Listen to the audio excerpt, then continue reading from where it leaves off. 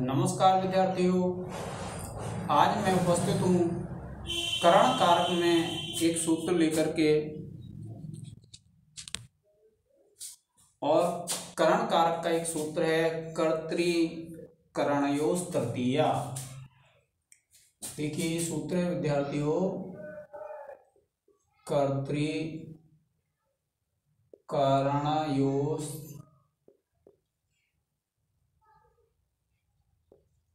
तृतीया, और इसका जो अर्थ है वह है अनुक्त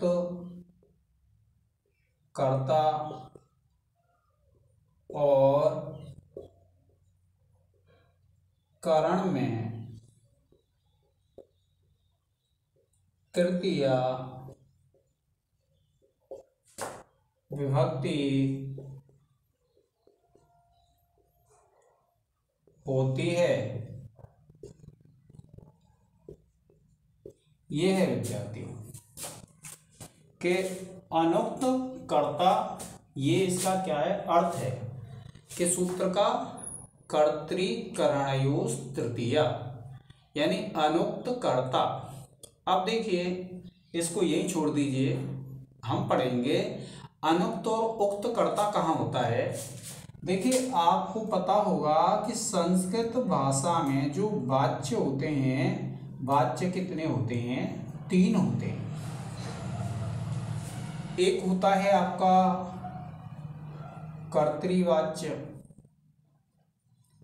एक होता है आपका कर्मवाच्य, और एक होता है आपका भाववाच्य। इस प्रकार से क्या है 3 वाच्य होते हैं। कहां पर? संस्कृत भाषा में जब वाक्य बनते हैं। तो देखिए पहला जो वाच्य होता है वो होता है जिसमें कर्ता के अनुसार क्रिया चलती है, यानी जहां पर कर्ता के अनुसार क्रिया चलती है वह वाच्य होता है हमारा कर्तृवाच्य।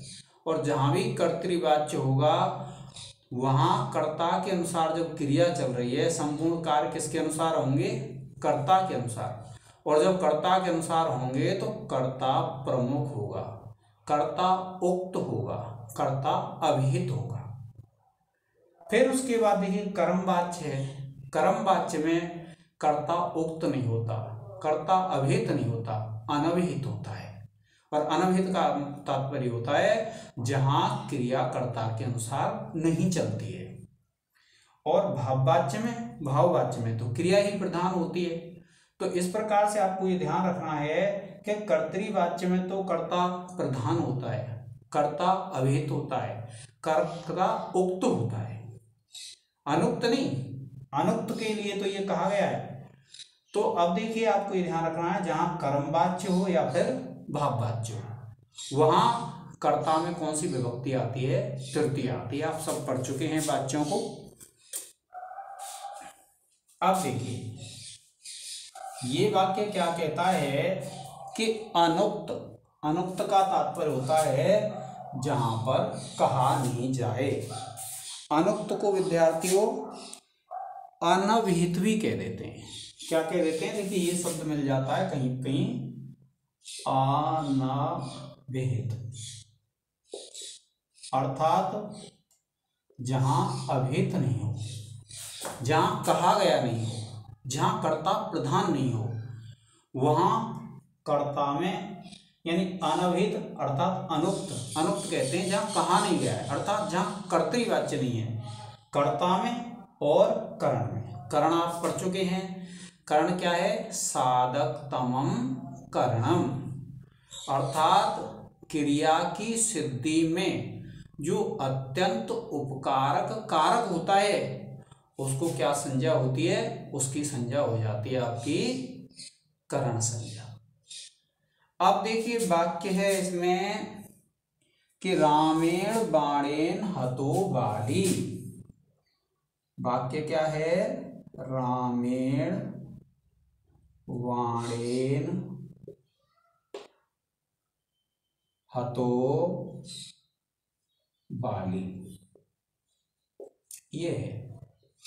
और इसका हिंदी अर्थ है राम ने बाण से बाली को मारा। ठीक है, तो देखिए ये जो कर्ता है वो कैसा है, अनभिहित है। क्यों? क्योंकि जो मारने की क्रिया है वो किसके अनुसार चल रही है, बाली के अनुसार चल रही है। बाली यहाँ पर क्या है, कर्म है। तो यहाँ पर कर्म है तो ये जो कर्ता है वो कैसा है, अनुक्त है, अनभिहित है। और जहाँ कर्ता अनुक्त हो, अनभिहित हो, अप्रधान हो, वहां कर्ता में कर्तृकरणयोः तृतीया सूत्र से क्या हो जाएगी, तृतीया विभक्ति। और देखिए बाण, आपको मैंने बताया था कि जो हन धातु में त प्रत्यय लगा हुआ है तो हत है, भूतकाल का वाक्य बन गया है। तो ये जो हन क्रिया है वो किससे संपन्न हो रही है, वाण से। तो वाण से हो रही है तो साधक तमम करणम जो सूत्र है उस सूत्र से क्या है, वाण की क्या हो जाएगी, करण संज्ञा हो जाएगी। और करण संज्ञा हो जाएगी तो बाण में आ जाएगी विद्यार्थियों तृतीया विभक्ति। क्यों? क्योंकि ये जो सूत्र है विधान क्या कर रहा है कि अनुक्त तो कर्ता होना चाहिए, तो अनुक्त कर्ता है, कर्तृवाच्य नहीं है, कर्मवाच्य है। और करण हो गया। इन दोनों में कौन सी विभक्ति आ जाती है, तृतीया विभक्ति आ जाती है। और तृतीया विभक्ति आ जाती है तो जब आप इसको लिखेंगे स्पष्टीकरण, तो आप लिखेंगे विद्यार्थियों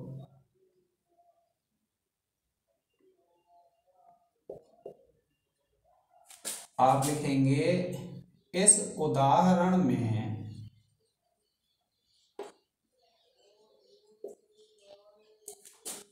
राम अनुक्त कर्ता और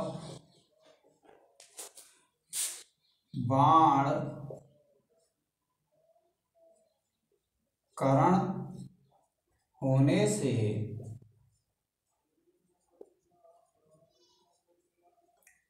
प्रकृत सूत्र से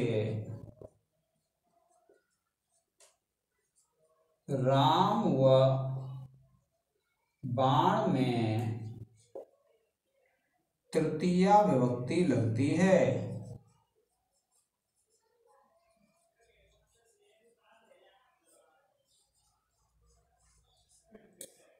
ठीक है, इस प्रकार से आप इसका स्पष्टीकरण दे देंगे तो आपको कोई भी दिक्कत नहीं आएगी। आप इसका एक स्क्रीनशॉट ले लें विद्यार्थी।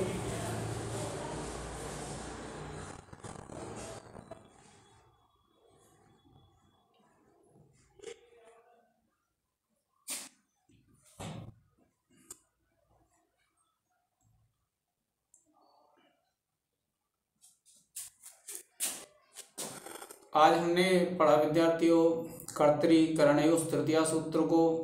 आगे आने वाली वीडियो में अन्य सूत्रों को पढ़ेंगे। आज के इस लेक्चर में इतना ही। जय हिंद, जय भारत।